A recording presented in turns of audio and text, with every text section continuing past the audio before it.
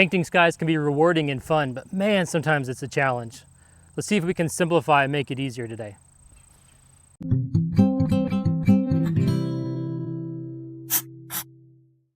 One of the most important skills in painting is observation. And there are some things that we paint where we kind of forget to observe and we just paint what we think we know. Trees can be like that, water can be like that, and skies. Because we imagine skies as blue and we're used to seeing cartoons or illustrations where the sky is blue, then we just throw blue into the sky, one flat color, and we forget that in real life there's some variation to that color. Most importantly, in almost any sky, the closer you get to the horizon, the lower in the sky, the lighter that it is, and the higher you go, the darker that it is. This is also generally true of clouds, which we'll come back to in a moment. And of course, the position of the light and the sun in the sky is also important. Not only is it lighter towards the horizon, but it's lighter towards where the sun is. The other thing you might notice if you go out and observe the sky is that not only is it lighter towards the horizon, but it's generally a warmer color. And so what that means if the sky is blue is that towards the horizon, the color is going to lean more towards blue-green. If you go up towards the zenith, directly above your head, the blue is going to lean more towards the purple side. Now in painting, we don't just represent light by a lighter value or lighter color. We can also use a brighter color, a warmer color, a more saturated color to represent that light. The thing you have to remember about painting skies, whether it's just a clear blue sky like this or with clouds in it, is that really you're painting atmosphere. There's particles, there's moisture, there's dust, there's pollen in the air, and that affects how the sky looks. All that dust and pollen and moisture is going to be closer to the horizon, and so that's going to affect the sky, the clouds, anything that's closer to the horizon. And on a side note, if you can learn to imagine this idea of particles, atmosphere between you and the sky, you and clouds, you and distant objects, that can also help you to learn to paint distance and vastness in your paintings. When a tree is far away, or when a mountain is far away, there's atmosphere between you and that object. We call this atmospheric perspective. Now this idea of atmosphere and how it affects the sky not only affects the blue of the sky, but it also affects the clouds. Now take a look at this photo here that I took over the Ozark Mountains here in Arkansas. And do you notice something about the color of the clouds? The clouds that are closer to the horizon and are farther away from us, they turn more pink or red or orange. Now this isn't even a sunset light, this is normal, probably midday light. So those clouds near the horizon, they shift towards red because there's more atmosphere between us and them. Now you don't have to know all the reasons why, the science behind redshift and why those clouds are warmer, oranger, redder, pinker, the closer they are to the horizon. All you really have to do is to notice it, observe it, and then copy that from nature. So like with the blue sky where we sometimes forget to observe and we just paint what we imagine, which would be a flat blue, clouds are kind of the same. Sometimes we just picture them as cotton balls or cotton candy floating through the sky. And we forget an important thing about clouds, that not only are some closer and some farther away, so that affects their color and how we perceive them, but also clouds have form. They are that atmosphere that we talked about before, but just condensed into these balls, these shapes, and they have form and they have structure.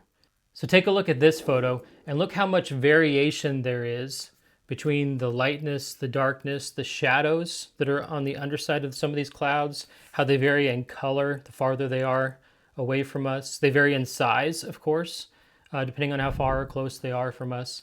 And the ones that are right above us are darker. Now we saw that in this previous photo as well. You can get a sense of distance, of leading the eye into the painting by making the clouds that are closer to you not only broader and larger, but also darker. And of course, that's because these clouds do have form. They have particles, molecules inside of them that are going to block the light and create shadow on the underside of a cloud.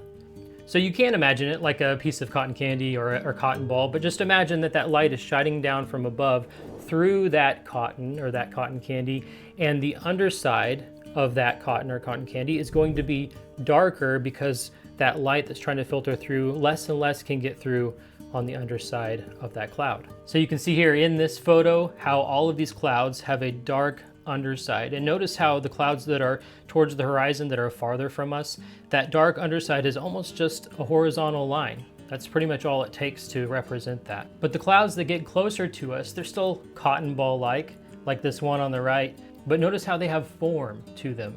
The underside is dark, the sides are kind of a mid-dark, and then the tops, depending on where the light's coming from, are going to be the lightest part. So you've probably seen beginner exercises or even done them yourselves where you paint a sphere, you paint an apple or an orange, something like that with a spherical shape.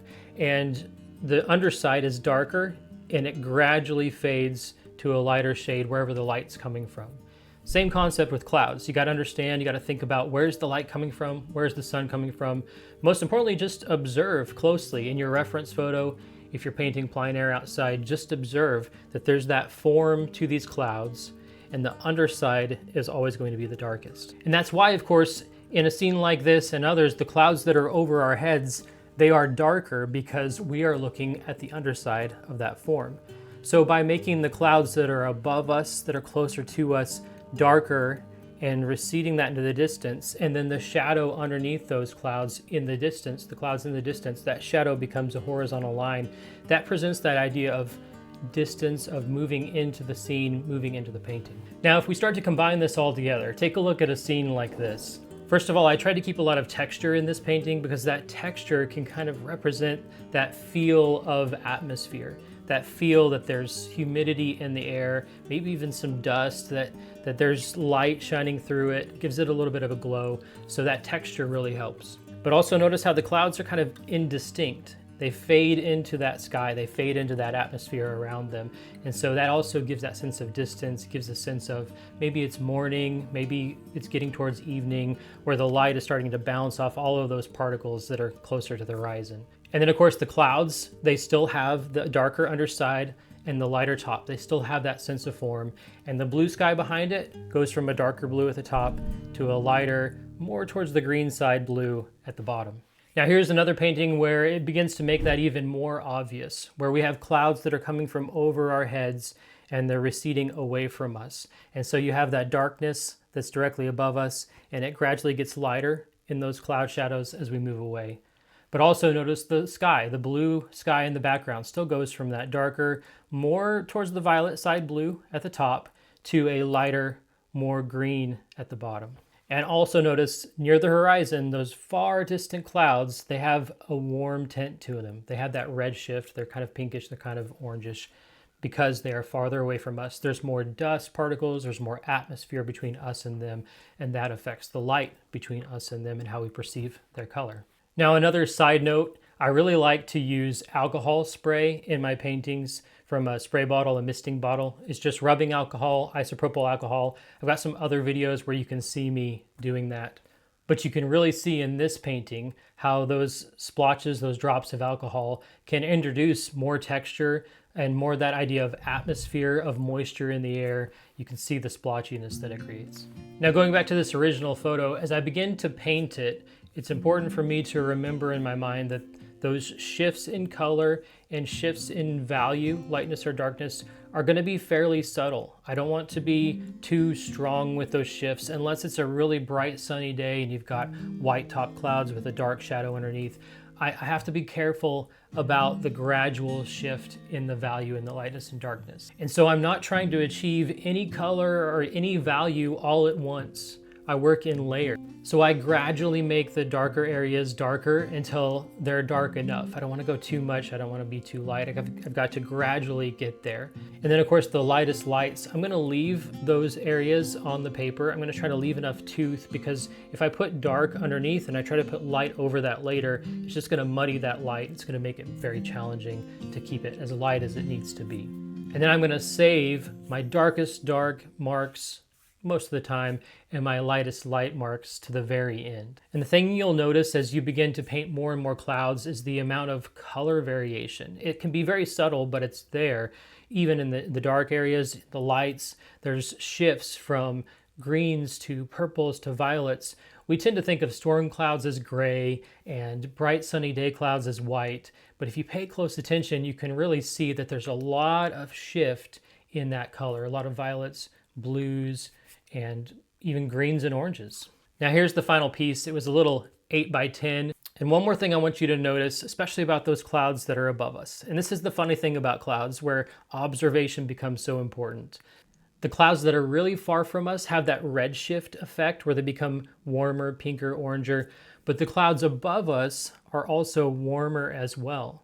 And that's often because they are reflecting the color of the environment around us. The foliage, the leaves, the grasses, whatever's on the ground, that color, because of the light of the sun bouncing off of it, can reflect into those clouds, and you can get a warmer effect, sometimes green, sometimes even a yellowish tinge to those clouds that are more directly above you because of that reflection. And if you notice in those painting, I've used some of those colors that I just suggested as foliage on the ground. I use those same colors again in the clouds, darker versions of them, but I use that same warm kind of greenish yellow color just to give that sense that these clouds are above me.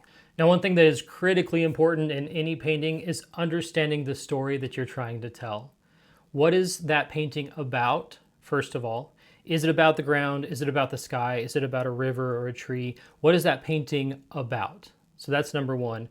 Once you've determined that, you need to decide what's the hero of that painting. So even with these scenes, I want there to be a focal point. I want there to be a hero, and I want the story to be about the sky. And so that means the sky takes up most of the painting. I've lifted my view, lowered the horizon so that the ground plane, the horizon, the mountains, the trees, whatever else is on the ground is very low in these scenes. And the sky, the clouds, they take up most of the space because I want these paintings to be about those clouds and the skies. But also notice in these scenes, there's either a sense of direction formed by lines, by shapes, by clouds that are maybe triangle shaped, or that lead us in with lines, and it points us to a hero. It points us to a focal point somewhere in this scene. And that focal point might be a really bright dot of light, or it might just be an area that has some interesting interplay between the clouds and the sky and the colors that appear there. And composition becomes very important in skies, that idea of leading in the eye to a focal point. What do I want the viewer to look at? And yeah, there's all sorts of interesting clouds in that scene, but where do I want the viewer to go? That becomes really important because clouds and skies are really more like abstract paintings in a way. And that's the last tip to remember about painting skies and clouds. We look at a reference photo when we're painting skies and clouds often, and we kind of get caught up in making sure that those clouds look exactly like what's in the reference photo. But clouds shift and move and change all the time. They can be any shape, they can be any size, so you don't have to stick to that reference. You can change things. You can have artistic license. You can imagine it differently. You can lead the viewer in by changing the shape of those clouds, even the color, the lightness, the darkness. It's up to you. So just do something that leads the viewer in and makes the scene interesting. So when we're painting skies, we want to remember dark to light. The higher you go, the darker it is. The lower you go, the lighter it is. Generally, clouds, the blue of the sky. We also want to remember there's atmosphere, there's particles, there's dust, there's moisture between us and the distance, and that compresses and gets more pronounced the closer you get to the horizon. We also want to use a light touch, work in layers, work up those values from dark and light, make sure that there's subtle shifts, make sure there's subtle shifts in color as well, especially in your clouds, but also in your sky. That blue that's way up there high in the sky is going to be more on the purple side if you've got a bright blue sky day. And the blue that's more towards the horizon is going to be more green, generally speaking. Now, all of this changes if you got sunsets or sunrises, so just observe, pay attention, and most importantly, just go make something.